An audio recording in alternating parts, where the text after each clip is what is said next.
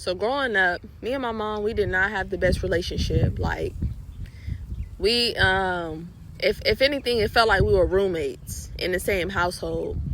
And we didn't really talk that much. It was pretty much, I'm coming home from school, I'm eating, I'm watching, Hey Arnold, or the different Nickelodeon shows or Cartoon Network, doing my homework, folding clothes, folding socks, playing with my Barbies and stuff like that. It wasn't really I would say like a mental, emotional connection per se. It was mostly like physical, food, shelter, clothes.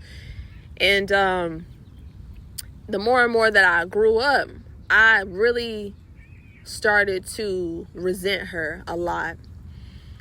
And I remember when I got stationed at a particular base, I got to a point where I was just tired of feeling that way. So I remember I was driving somewhere and I was just telling God, I really want to understand my mom. I don't want to feel this way towards her anymore.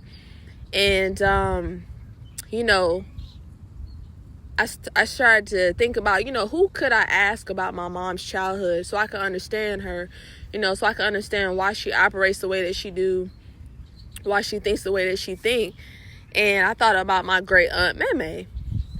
And I remember I started asking my aunt like just different questions about my mom's childhood, and just, what was her childhood like, and what was her relationship with her mom, and just, what did a typical day for her look like.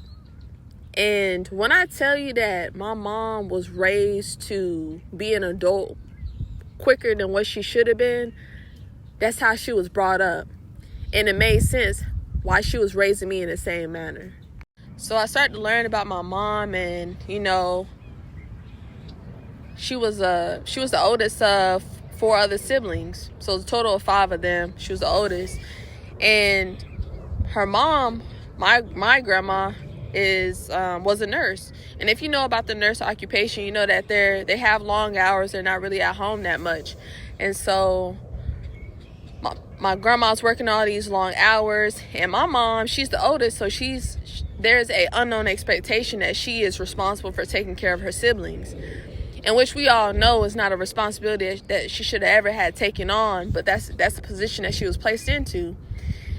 And basically this showed me that she grew up quicker than what she should have, and that the memories and the experiences that she should have had as a child of enjoying it, she couldn't really enjoy it because she was focused on her siblings and taking care of them while trying to maintain the home. And even though I'm asking my aunt about these questions about my mom, I asked my mom also about her childhood, and I remember she was telling me at times that they wouldn't have food, and they would have to drink water with sugar. And as no child should ever have to worry about what they're going to eat, what they're going to drink, if they're going to have somewhere to sleep, or like all these different things that she should have never had to worry about. And it was just really unfortunate. And I'm telling you, like, the moment that I started to understand how she was brought up, it helped me understand why she behaves the way that she does now, why she acts the way that she does now. And if anything, it made me have compassion for her. And that is when, once I was able to realize that the same way that her mom was raising her was the same way she was raising me, I was able to forgive her. And to be honest with you, a lot of our parents, they're on autopilot. They raise us from what they only know. I'm telling you, like, once I was able to understand why my mom operates the way that she does, it helped me understand a lot of people in my family and why they operate the way that they do. I'm going to tell you something like that. I never truly understood the magnitude of it until I actually started this process, was when Christ was saying, "Father, forgive them, for they know not what they do." And that is so true, because a lot of us are on autopilot. You ask somebody, why do you say bless you when someone sneezes? They're going to say, because that's what they were taught. That's what they hear. But the fact is that most of us just do what's familiar, and we don't really question it. And the part of being on this journey is like, you got to question everything to see what is true and what is not. Like, just when I tell you, I had held on to that resentment, that that anger for so long towards her, and then I finally got released. But I got released from me being curious. I got released from me wanting to understand.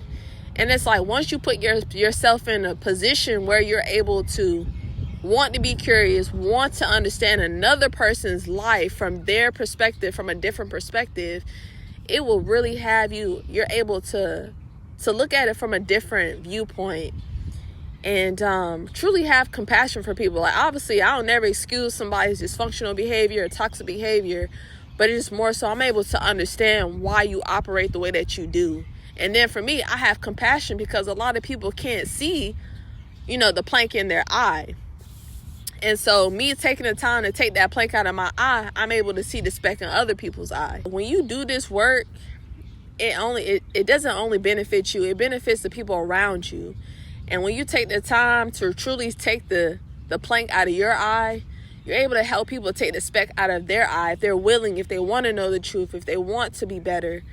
But it's definitely a process. Ever since then, me and my mom, we have been like this. And